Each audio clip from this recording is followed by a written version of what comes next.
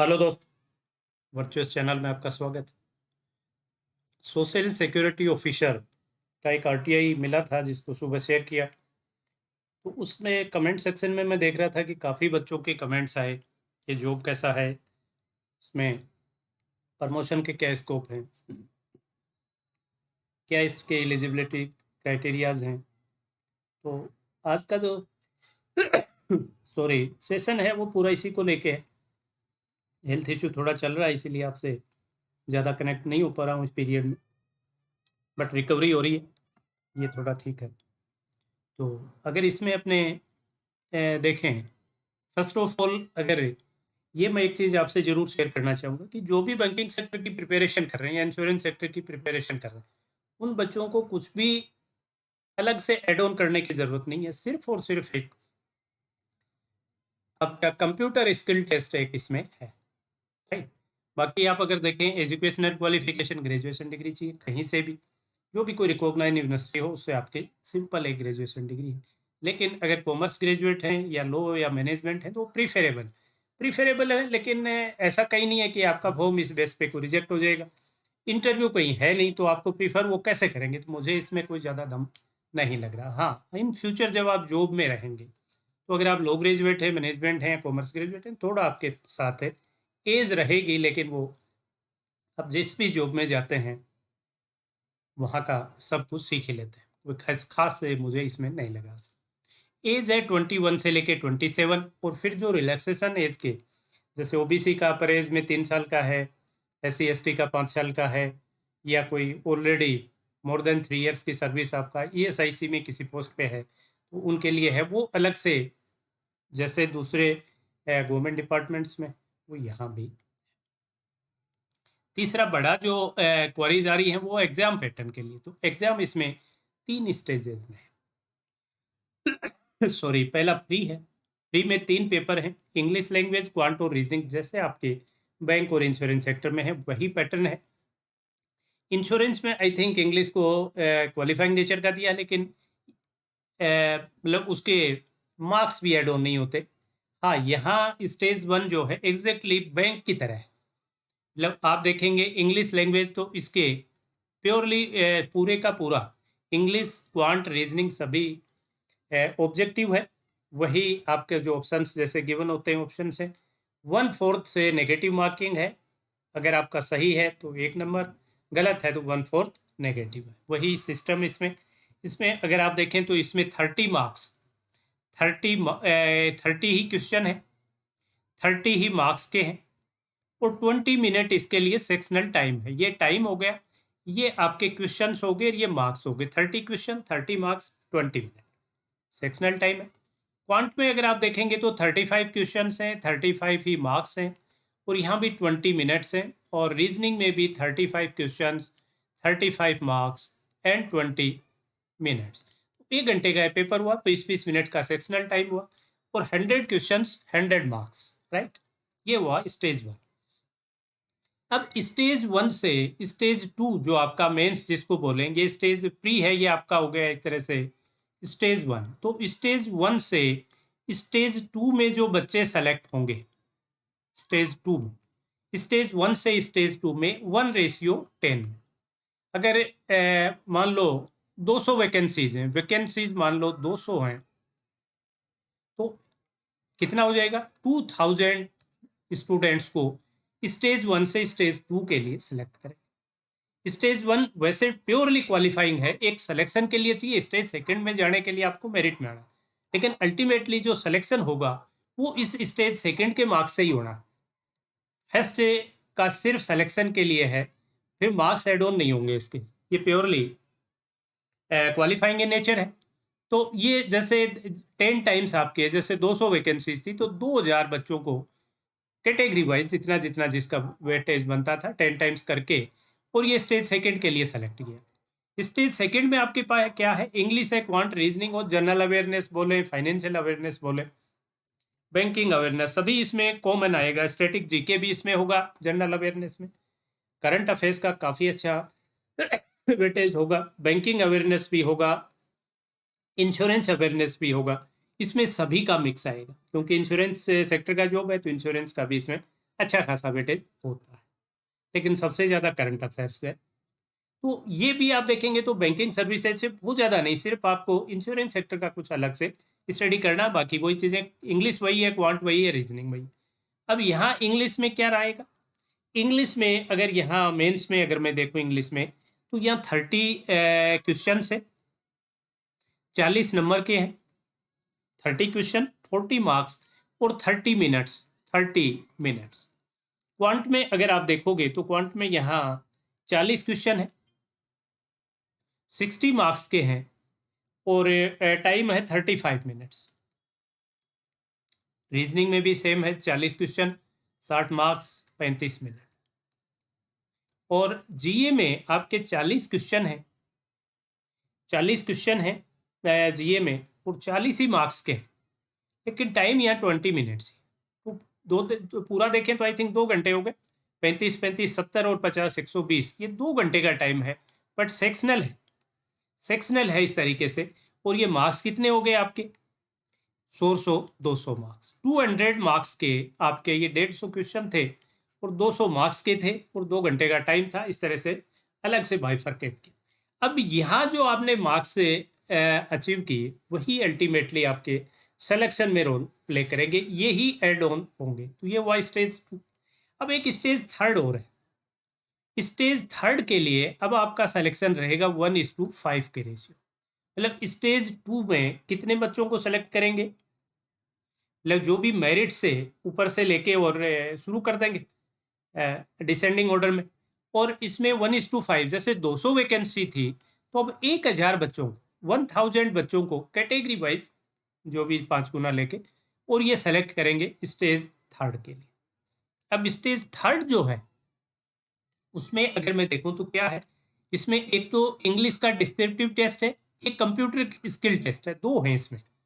English का जो descriptive test है इसके अंदर आपके आएगा लेटर और ऐसे। इसमें क्या होगा? लेटर एंड ऐसे, लेटर एंड ऐसे राइटिंग होगी, राइट। और इसके अंदर अगर अपने देखें 50 मार्क्स के होंगे, 50 मार्क्स 30 मिनट। इसमें ऐसे है वो 30 मार्क्स का होगा और लेटर 20 मार्क्स का। एक लेटर आपको करना है, एक ऐसे करना है, इसमें चॉइस भी आपको मिलती है। तो 50 मार्क्स 30 मिनट, एक तो ये हुआ आपका इसमें। और एक आधे घंटे का ही इसमें कंप्यूटर स्किल टेस्ट और हुआ। कंप्यूटर स्किल टेस्ट में क्या है, आपको 2 पावर पॉइंट स्लाइड बनानी है, 2 पावर पॉइंट स्लाइड है, ये आपकी है 10 मार्क्स की। फिर टाइपिंग मैटर है कुछ MS वर्ड विद फॉर्मेटिंग के साथ है MS वर्ड पर, ये 20 मार्क्स का है। और 20 मार्क्स का ही आपके एक्सेल पे वर्क करना है, फार्मूला यूज करते हुए, टेबलर वर्क है एक्सेल पे और फॉर्मूला यूज करते हुए, ये भी 20 मार्क्स। तो इनके लिए भी तीनों को मिला के 30 मिनट। तो 30 मिनट का तो पेपर हो गया आपका इंग्लिश का डिस्क्रिप्टिव, और 30 मिनट का हो गया कंप्यूटर स्किल टेस्ट, राइट। ये भी पूरे का पूरा क्वालिफाइंग इन नेचर है, qualifying in nature, qualifying in nature. ये आपको जो भी 30%, 35, 40% वो दे देंगे, इतने परसेंट मार्क्स आपको सिक्योर करने हैं। तो ये क्वालिफाइंग इन नेचर। तो जो 1:5 में जो बच्चे सेलेक्ट हुए, यहाँ अगर जो फेल हो गए वो तो फेल हो गए, लेकिन अगर मान लो 1:5 में सेलेक्ट स्टेज 2 में हुए थे, 3 के लिए स्टेज 2 to 3 जो आए आपके, वो 1:5 आए और उसमें सभी इसमें पास हो गए। तो सभी अगर पास हो गए तो इसमें से 20% टॉपर्स को डायरेक्ट आप ले लेंगे। मतलब सिलेक्शन आपका होना है वो किस पे होना है? सिलेक्शन प्योरली स्टेज 2 के मार्क्स के अकॉर्डिंग। स्टेज 1 भी क्वालिफाइंग था, बट आपको इसलिए मेरिट में आना था क्योंकि अगर आप वहाँ मेरिट में नहीं आओगे तो अगले स्टेज में नहीं जाओगे। और स्टेज 2 के बाद स्टेज 3 में भी आप मेरिट से ही आओगे, लेकिन आपका अल्टीमेटली जो सिलेक्शन है वो स्टेज 2 के मार्क्स के अकॉर्डिंग होगा। तो ये पूरा आपने देखा, इसमें कुछ भी ऐसा नहीं है, सिर्फ एक कंप्यूटर स्किल टेस्ट को अगर आप निकाल दें तो बैंकिंग सेक्टर की एग्जाम का ही लेवल है, इंटरव्यू इसमें है नहीं। अब एक जो क्वारी आ रही थी आप लोगों की वो थी सैलरी को लेके। तो सैलरी आपकी 44,900, मतलब जो भी अभी DA एप्लीकेबल है, HRA एप्लीकेबल है, और दूसरे बेनिफिट जैसे इंश्योरेंस वगैरह वो तो डेफिनेटली आपका है ही 100%, उसमें तो कोई शक ही नहीं। कोई सिटी कंपनसेंट्री सीसी एक होता है, सिटी कंपनसेंट्री अलाउंस, और वो सब तो जो मिलते हैं वो मिलते ही हैं। तो सैलरी ठीक है, सैलरी आप पीओ के एट पार मान सकते हैं। फिर प्योरली सेंट्रल गवर्नमेंट का जॉब है, रिलैक्स जॉब है। और इसका अगर अगर अपने टाइमिंग देखें तो 9:30 से 9:30 AM to 6 PM, 9:30 AM to 6 PM का जॉब है। 5 डे वीक है, 5 डे वीक है। किसी तरह का आपके पास कोई टारगेट नहीं है, तो रिलैक्स जॉब है, कोई प्रेशर नहीं है। 5 डे वीक है, 9:30 से 6 का है। सेंट्रल गवर्नमेंट सर्विस है, तो कोई किसी तरह का कोई रिस्क इन्वॉल्व इसमें नहीं है। इसके अलावा अब आपका जो जॉब प्रोफाइल है वो डिपेंड करेगा कि आप पोस्टेड कहाँ। इसको जैसे एसएसओ को पहले इंश्योरेंस इंस्पेक्टर बोलते थे, तो ये इंस्पेक्टर पोस्ट ही है, आपको इंस्पेक्ट ही करना है। जहाँ जैसे आप जो प्रोफाइल, अगर जैसे आप फील्ड में हुए तो आप एसएसओ है, तो आपको क्या देखना है कि जो भी फैक्ट्रीज, जैसे अगर आप नई फैक्ट्रीज का भी सर्वे कर सकते हैं, पुरानी का भी सर्वे कर सकते हैं। और जहाँ भी ESIC एक्ट लागू है, आई थिंक मोर देन 10 जो मेंबर्स से जहाँ भी होते हैं एम्प्लॉयज, वहाँ लागू हो जाती है, तो वहाँ ESIC के जो एक्ट है उसका पूरी पालना हो रही है या नहीं हो रही, ये इंश्योर करना आपका काम है। तो वहाँ आपका एज ए इंस्पेक्टर ही वर्क हुआ, एसएसओ, जब आप फील्ड में होंगे। जब आप ब्रांच ऑफिस में होंगे तो आपको ब्रांच मैनेजर ग्रेड 2 बोला जाएगा। और यहाँ जिन लोगों की इंश्योरेंस ESIC के अंडर जो आ रहे हैं, क्या उनको सभी को बेनिफिशरीज को अपना बेनिफिट मिल रहा है क्या, वो सब फिर आपको वहाँ देखनी है। भाई अगर फील्ड में रहेंगे तो आपको सर्वे करनी है कि इम्प्लीमेंट हो रहा है कि नहीं हो रहा। जब आप ब्रांच में होंगे तो जो इम्प्लीमेंट हो रहा है उनके लिए प्रॉपर हो रहा है कि नहीं हो रहा है। जब आप फील्ड में एज ए एसएसओ जाएंगे तो आप वहाँ का, जिस फैक्ट्री में आप गए वहाँ वेज रजिस्टर प्रॉपर मेंटेन्ड है क्या, एक्सीडेंटल को रजिस्टर है तो वो प्रॉपर मेंटेन्ड है क्या, अटेंडेंस रजिस्टर मेंटेन्ड है क्या, लोगों की ESIC एक्ट के अकॉर्डिंग कटौती जो है 4.75% वो कटौती एम्प्लॉयर कर रहा है कि नहीं कर रहा है, प्रॉपर अकाउंट में जारी है कि नहीं जारी है, वो सभी कहीं वो हाइड तो नहीं कर रहा है कि नंबर ऑफ एम्प्लॉयज ज़्यादा हो वो कम शो कर रहा है, ESIC एक्ट लागू हो रहा है फिर भी वो लागू नहीं कर रहा है। ये सब चीज़ें आपको देखनी है जब आप फील्ड में होगे। पूरी चौधर वाला जॉब है, अच्छा जॉब है, नो डाउट, इसमें कोई शक नहीं है दूर दूर तक। जब आप ब्रांच में आएंगे तो आपको दूसरा हो गया, आप ब्रांच मैनेजर हो। अगर रीजनल ऑफिस में है तो रीजनल में जैसे आप लीगल साइड चले गए तो आपको लीगल इंस्पेक्टर, तो जो भी लीगल एस्पेक्ट्स हैं वो देखने। अगर आप रिकवरी ब्रांच में इसमें चले गए रीजनल के रिकवरी वाले में, तो आप रिकवरी इंस्पेक्टर हैं वहाँ। और अगर आप जनरल एडमिनिस्ट्रेशन में कहीं आपको लगा दिया तो वहाँ आप सुपरिटेंडेंट की पोस्ट आपको वो बोलेंगे एज ए कि आप एज ए सुपरिटेंडेंट अधीक्षक हैं आप, ठीक है। तो ये है इसका जो प्रोफाइल। तो जैसे जैसे आप पे की पोस्ट पे भी डिपेंड करेगा कि कहाँ आप वर्क करें। एक जो आपके मन में क्वारी रहती है कि भाई इसमें प्रमोशंस वगैरह क्या है, करियर ग्रोथ क्या है, तो इसमें एसएसओ का next promotion assistant director, then deputy, then joint और देन रीजनल। जनरली अभी जो लोग रिटायर हो रहे हैं वो डिप्टी डायरेक्टर से रिटायर हो पा रहे हैं। ये बहुत चीज़ों पर डिपेंड करता है कि आप जब आपने ज्वाइन किया उससे पहले कितने ज़्यादा लोग थे। कई बार क्या होता है कि आपने ज्वाइन किया और उससे जस्ट आपने ज्वाइन किया उसके 1-2 साल बाद ही मास रिटायरमेंट हुए और आपका असिस्टेंट डायरेक्टर बन गए। और बहुत बार आप ऐसे अटक जाओगे कि बहुत लंबा टाइम लग जाएगा। तो अगर आप प्रमोशन का देखें और अगर आप बैंक पीओ से कंपेयर करेंगे तो प्रमोशन डेफिनेटली बैंक पीओ से कम है, स्ट्रेस काफ़ी कम है, 5 डे वर्किंग है, सेंट्रल गवर्नमेंट का प्योरली जॉब है। तो जो comparatively safe and relax job चाहते हैं उनके लिए बहुत ही अच्छा जॉब है, इसमें कोई शक शुबा नहीं है दूर दूर तक।